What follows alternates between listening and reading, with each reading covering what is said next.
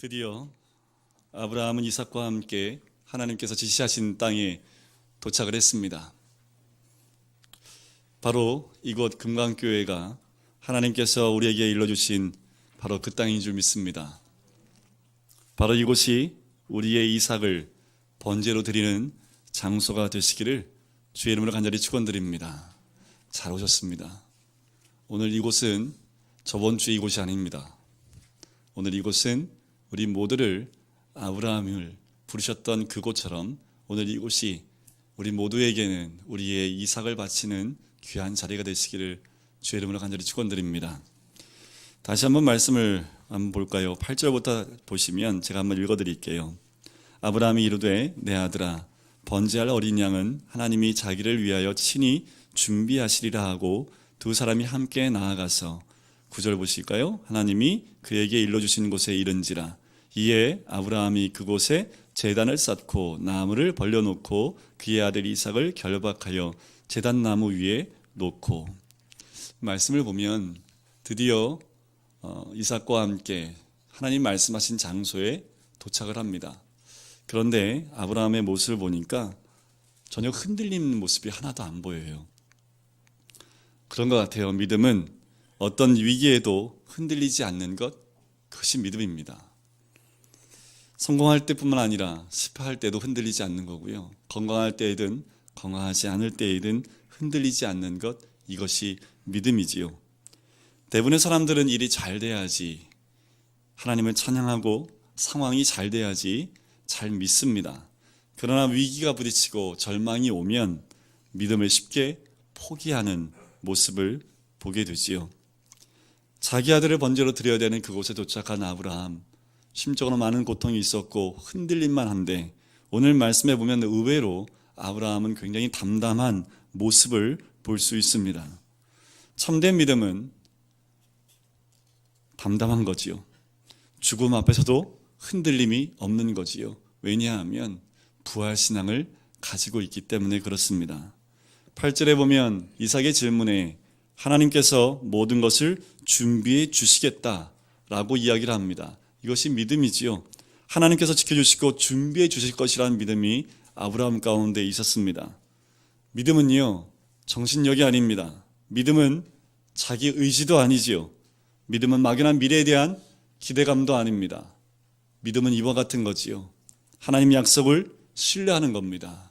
하나님을 믿고 신뢰하는 것, 이것이 진정한 믿음이지요.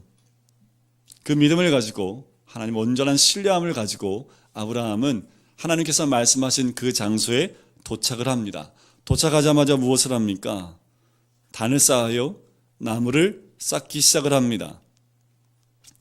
이 장면을 좀 우리가 기억을 해보면, 좀 묵상을 해보면 아브라함이 혼자 했을까라는 생각을 해보게 됩니다.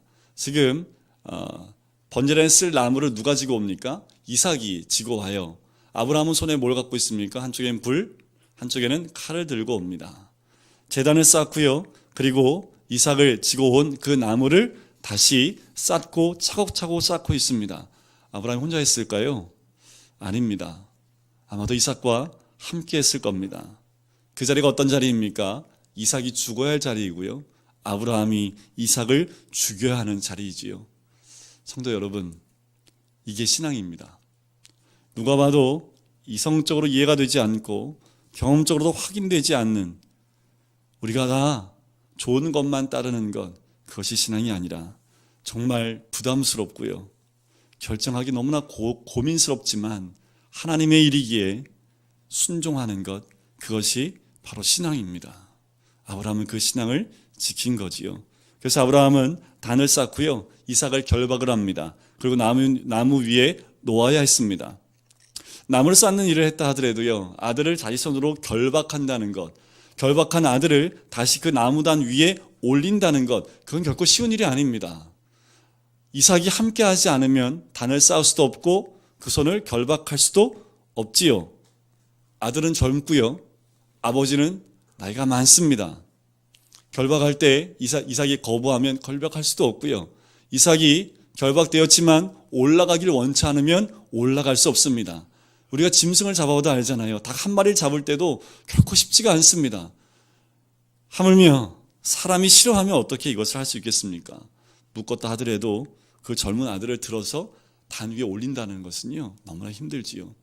여기서 우리가 알 수 있는 것은 이삭이 스스로 올라가야 했다라는 겁니다. 우리가 여기서 자기는 죽어야 하고 아버지는 죽여야 하는 그 절박하고 기막힌 현실 가운데 이 두 사람은 참 담담합니다. 이것이 믿음이지요. 우리는 어쩌면 믿음을 너무 값싸게 생각하지 않고 있습니까? 너무나 감상적으로 이 믿음을 생각하고 있지 않습니까? 우리의 믿음에는 고통과 대가가 있습니다. 희생이 있지요. 믿음을 가지면 모든 게 다 잘 될 거라고 생각하기 때문에 현실적으로 드려야 될 그 믿음의 행위에 대해서 우리가 참 인색할 때가 많습니다. 그래서 때로 우리가 원망하고 불평하는 이유가 거기에 있는 거지요.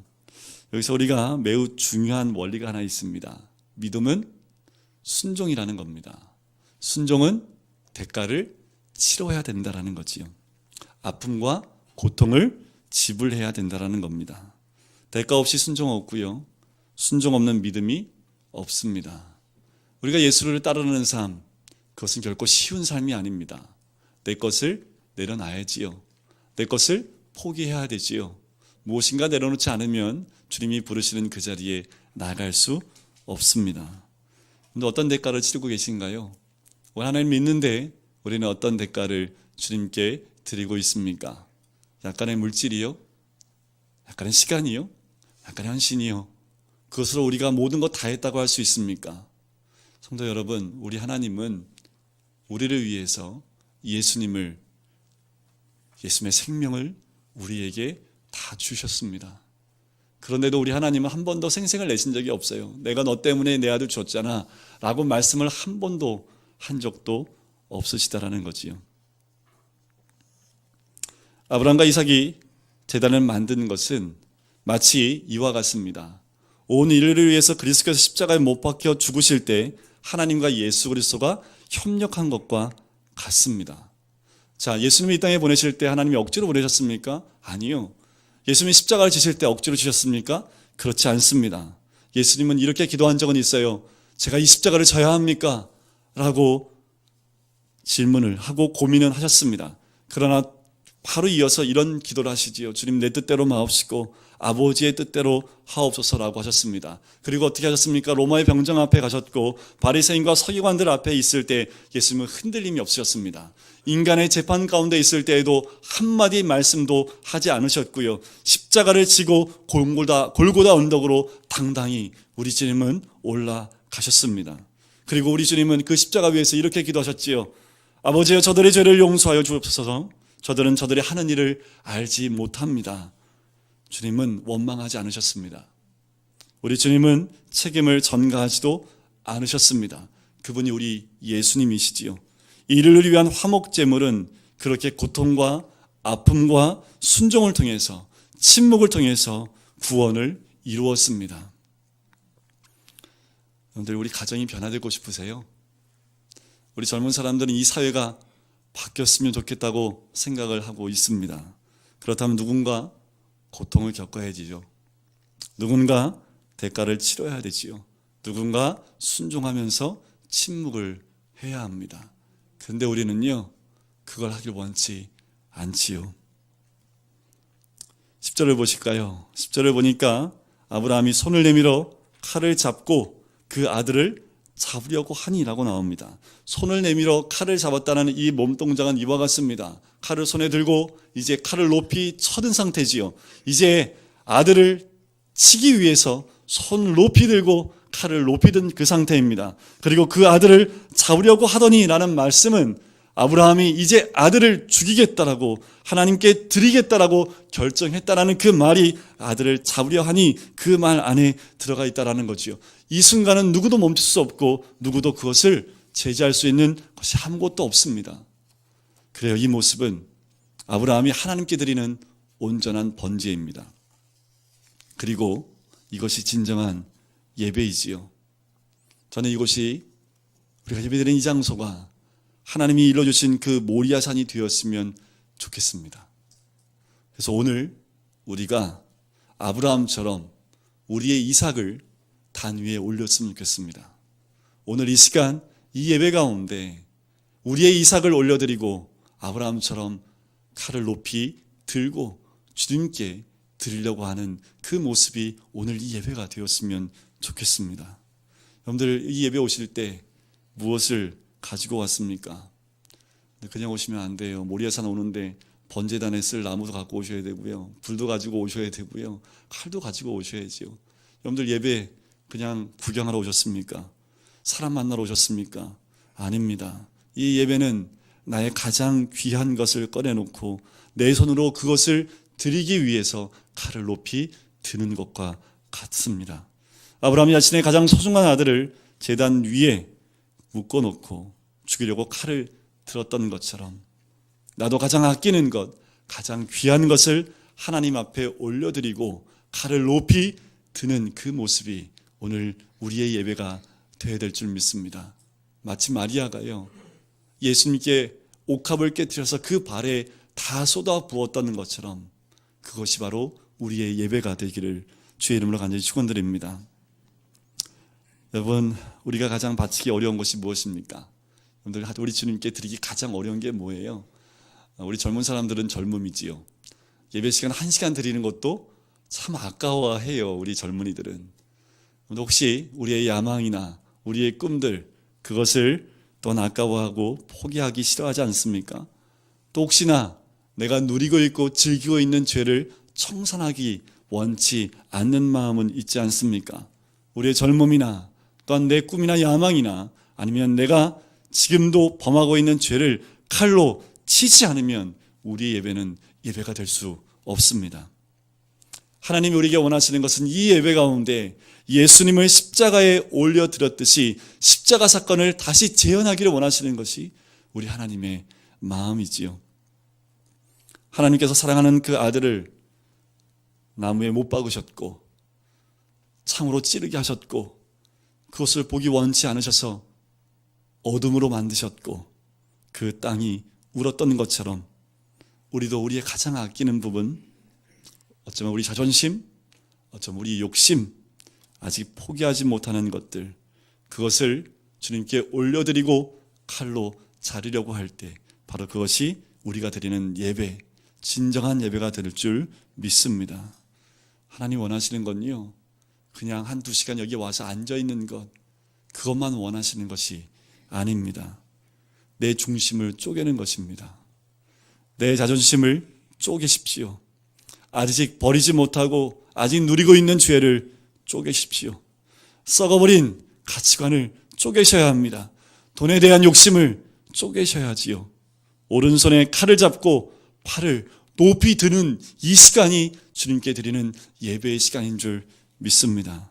그런데 가장 아픈 것을 내려놓을 때 진정한 변화는 거기서부터 시작을 하지요.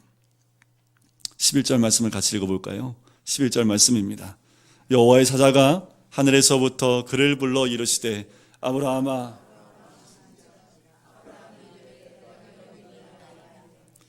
하나님의 음성이 들립니다. 여기서 아주 놀라운 사실을 하나 발견하게 돼요. 하나님은 꼭 결정적인 순간에 나타나신다라는 거지요. 칼이 아마도 0.1초 있으면 떨어질 텐데 바로 그 순간 급히 사자를 보내서 아브라함아, 아브라함아, 그 이름을 반복해서 급하게 부르시는 거지요. 여러분, 아직 주님 찾아오지 않으셨습니까? 아직 주님 부르지 않으세요? 아직 우리 괜찮아서 그래요. 아직 괜찮으니까 하나님 찾아오지 않으시는 거지요. 하나님 보시기에 더 이상 두면 안 되겠다. 그때 우리 주님은 즉시 나타나십니다. 자, 아브라함이 칼을 손에 쥐었을 때 하나님 나타나셨습니까? 언제 나타나셨나요? 칼을 높이 들었을 때입니다. 우리가 아브라함을 보면요, 아브라함의 인생을 통해서 우리의 삶을 좀 돌이켜볼 수 있는데요, 하나님께서 아브라함을 부르실 때가 창세기 12장입니다. 갈대우르에서 나왔잖아요, 그죠? 10년이 지나도 아들을 안 주셔요.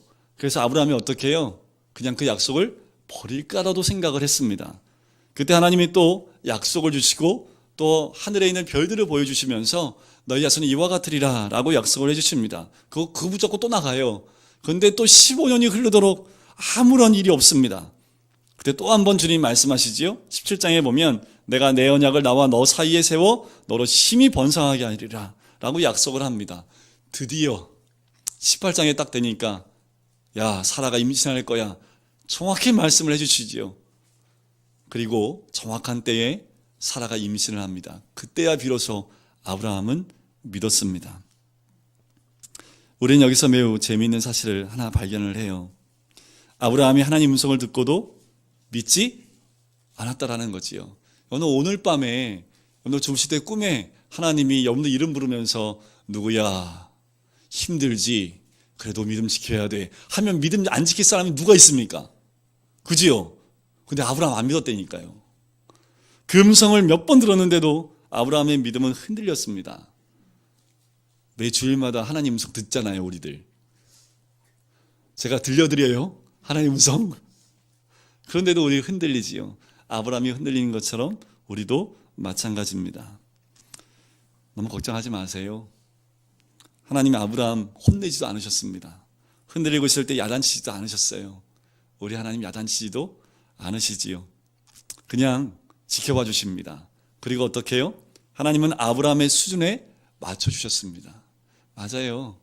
지금도 우리 수준에 우리 하나님은 맞추어 주십니다. 언제까지요? 믿음의 조상으로 성숙할 때까지요. 언제까지요? 자기 가장 아끼는 독자 아들을 바치는 그 믿음이 될 때까지 기다려 주신다는 거지요. 우리는 어떻게 하면 됩니까? 그냥 교회만 꾸준히 나오시면 돼요. 혹여나 술하고 담배 하시는 분 계십니까? 괜찮습니다. 그냥 교회 끝 놓지 마시고요. 계속 나오세요. 때 되면 하나님이 다 인도하십니다. 때 되면 하나님이 번제단 위에 아들을 올릴 수 있는 신앙까지 끌어가십니다. 우리 하나님이 아브라함을 인도하셨던 것처럼 하나님은 절대로 우리를 포기하지 않으십니다. 그런데 제 욕심은요, 이곳에 다 여러분들 이삭을 다 올렸으면 좋겠습니다. 한 명도 예외 없이 모든 분들이 오늘 이 예배, 금강교회 11시 반 예배 이 제단 위에 각자의 모든 이삭을 데려다가 다 번제단 위에 결박하고 올려서 칼을 높이 드는 우리 모든 성도님 되시기를, 이 시간까지 주님이 우리를 인도하실 것이라는 하나님의 인도하심을 믿으시기를 주의 이름으로 간절히 축원드립니다. 12절입니다. 사자가 이르시되 그 아이에게 내 손을 대지 말라. 그에게 아무 일도 하지 말라. 내가 내 아들 내 독자까지도 내게 아끼지 아니하였으니 내가 이제야 내가 하나님을 경외하는 줄을 아노라 하고 말씀을 합니다. 하나님 메시지는 내 아들을 죽이지 말라는 단 한 가지였지요. 하나님 목적이요, 이삭을 죽이는 거였을까요? 절대 그렇지 않습니다. 하나님 원하시는 것은 아브라함의 순종을 원했던 거지요. 하나님이 우리에게 원하시는 것이 무엇입니까? 온전한 순종입니다.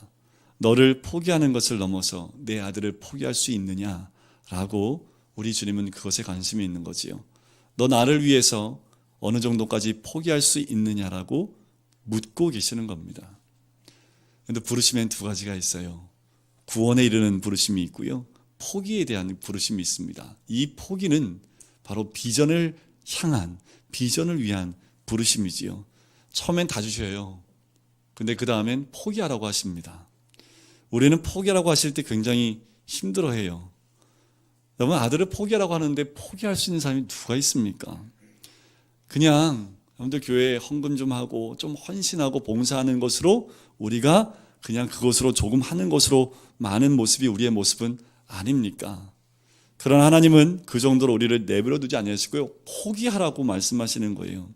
하나님은 우리의 믿음을 보기 원하시고요, 우리의 순종을 보기 원하시는 거지요. 하나님, 우리가 믿을 때 챙길 것 다 챙기고 가질 것 다 가지면 그렇게 가지면서 믿으려고 하는 것이 우리의 믿음 아닙니까? 그러나 하나님은 우리를 부르시고 포기하라고 얘기하시죠. 신앙은요, 현실의 순교와 마찬가지입니다. 신앙은요, 포기입니다. 여기까지 가야 된다는 거지요. 이것이 바로 하나님을 경외하는 모습인 줄 믿습니다. 그런데요, 아브라함이 이삭을 모리아 산에 바쳤을 때, 좀 전에 말씀드렸지만 하나님이 이삭을 원하는 게 아니었지요. 하나님은 그를 다시 아브라함에게 돌려주셨잖아요. 근데 그 이삭이 누구의 이삭입니까? 아브라함의 이삭입니까? 하나님의 이삭입니까? 네, 하나님이 원하셨던 것은 바쳤으니 이제는 내 이삭이 아니라 하나님의 이삭이 되었다라는 거지요. 여러분, 직장을 하나님께 한번 드려보세요. 그 직장은 이제 내 직장이 아니라 하나님의 직장이 됩니다. 하나님의 것이 되고 하나님의 일이 되는 거지요.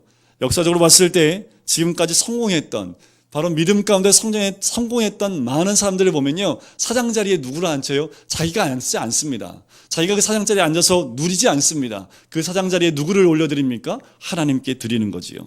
그리고 자기는 하나님께 월급을 받아요. 그리고 그 사람들은 이렇게 얘기를 합니다. 이것은 하나님의 일입니다. 이제 저는 하나님의 방법대로 하겠습니다. 저는 그냥 직원이고 하나님이 사장이십니다. 망하게 하려면 하십시오. 하나님의 일이니까. 이런 배포를 가지고 나갔다라는 거지요. 하나님의 주식회사는 망하지 않습니다. 여러분들, 다윗을 한번 보실까요? 다윗은 왕이었습니다. 하지만 다윗은 왕으로 누구를 올려드렸냐 하면 하나님께 그 왕의 자리를 올려드렸고, 자기는 그냥 신하의 모습으로 지냈지요. 그래서 하나님이 이 다윗 왕을 어떻게 했습니까? 너무 사랑하셨고요, 다윗의 등불이 꺼지지 않을 것이라는 그 축복을 주셨다라는 거지요. 하나님께서 우리에게 원하는 것이 무엇입니까? 하나님이 우리의 삶의 주인이 되기를 원하시는 거지요.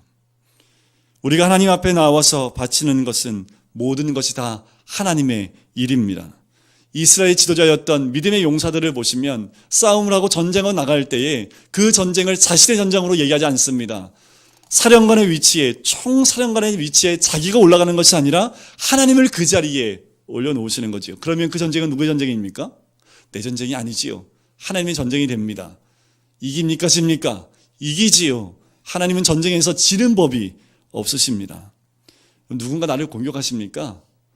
그러면 그게 하나님 일이 되게 하세요. 그럼 절대 지지 않습니다. 여러분, 무슨 일을 하려고 생각하십니까?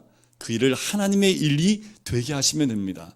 그러면 그 일은 성공할 수밖에 없다라는 거지요.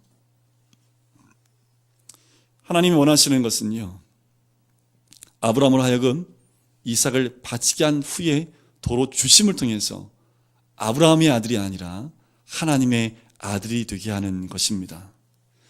이삭을 옆에 끼고 돌수록 그 이삭은 더 이상 하나님의 사람으로 성장할 수 없는 거지요. 자식을 하나님께 바치세요. 그러면 그 자식은 하나님의 자녀가 됩니다. 그러면 자녀의 문제는 다 누구의 문제가 돼요? 내 문제 아니지요. 하나님의 문제가 되는 거예요. 그런데 그 자녀를 올려드리지 못하니까 자녀의 문제가 누구의 문제가 돼요? 다 내 문제가 되고 내가 다 끌어안아야 되죠. 얼마나 힘들어요. 그렇죠? 그러니까 자녀를 다 그냥 하나님께 훅 올려드리십시오. 하나님 자녀입니다 하면 모든 문제가 누구의 문제예요? 하나님 문제죠. 기도할 때 하나님 힘드시지요. 빨리 해결해 주시지요. 하면 하나님이 그래, 그냥 내 문제니까 내가 해결해 줄게 하시지 않겠습니까?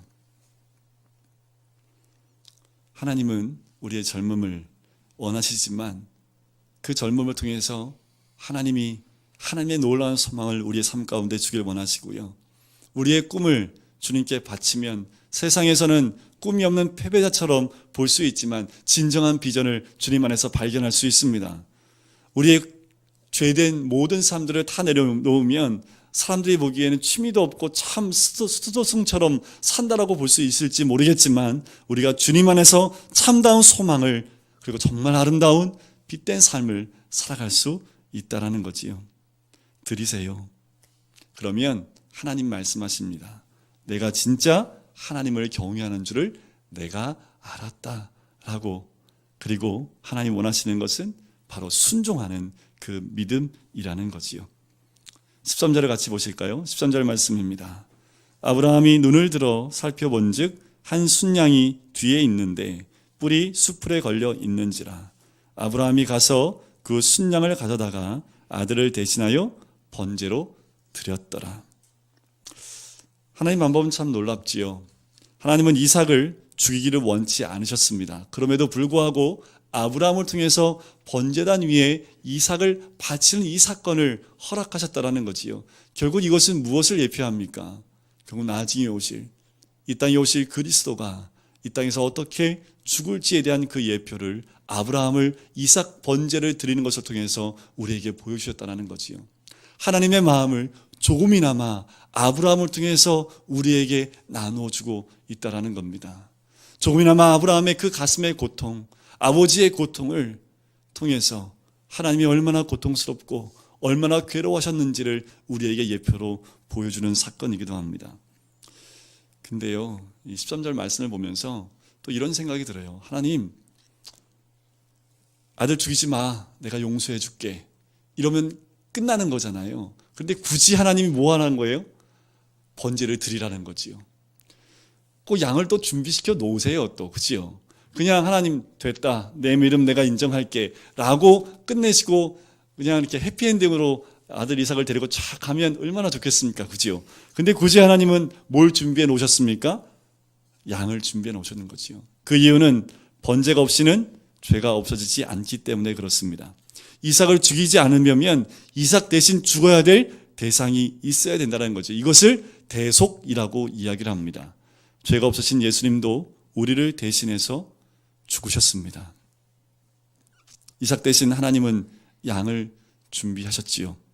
그 양은 먼 훗날 우리 죄를 지고 가신 하나님의 어린 양 예수 그리스도이십니다. 그분이 우리의 구원자이시지요. 14절 말씀을 보실까요? 아브라함이 그 땅 이름을 뭐라고 하였습니까? 여호와 이레라 하였으므로 오늘날까지 사람들이 이르기를 여호와의 산에서 준비되리라. 아브라함을 통해서 이삭을 모리아 한 내가 이르는 그곳에 가서 번제로 드리라 한 그 장소가 무엇이 됩니까? 여호와 이레의 장소가 된 거지요. 여러분들 이 금강교회가 뭐가 되는 거예요? 여호와 이레가 되는 겁니다. 그 말씀은 준비하시는 하나님이라는 거지요. 두려워하지 마시고요. 걱정과 근심하지 마십시오. 하나님을 믿으니 또 나를 믿으라 라고 우리 주님 말씀하십니다. 왜요? 여호와 이레 하나님, 모든 것을 준비해 주시고 모든 것을 예비하신 하나님, 우리는 단지 그 말씀에 순종하여 아들 이삭을 바치라 했을 때 나의 가장 귀한 것을 주님께 올려드림을 통해서 하나님께서 이 모든 것을 받으시고 준비하시는 하나님의 손길을 우리는 경험하기만 하면 되는 거지요.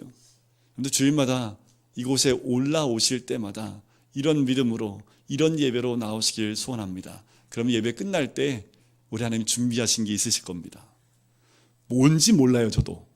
여러분들이 각자마다 각자의 시간의 신앙의 수준대로 여러분들이 드린 그만큼대로 여러분들이 가장 아끼는 것을 드린 만큼 그만큼 하나님은 우리를 위하여 여호와 이레 준비하신 하나님으로 우리를 만나 주실 줄 믿습니다. 이 시간 예배를 끝난 이후에 그 주님을 만나시고 그 하나님과의 깊은 교제가 있는 우리 모든 성도님 되시기를 주의 이름으로 간절히 축원드립니다.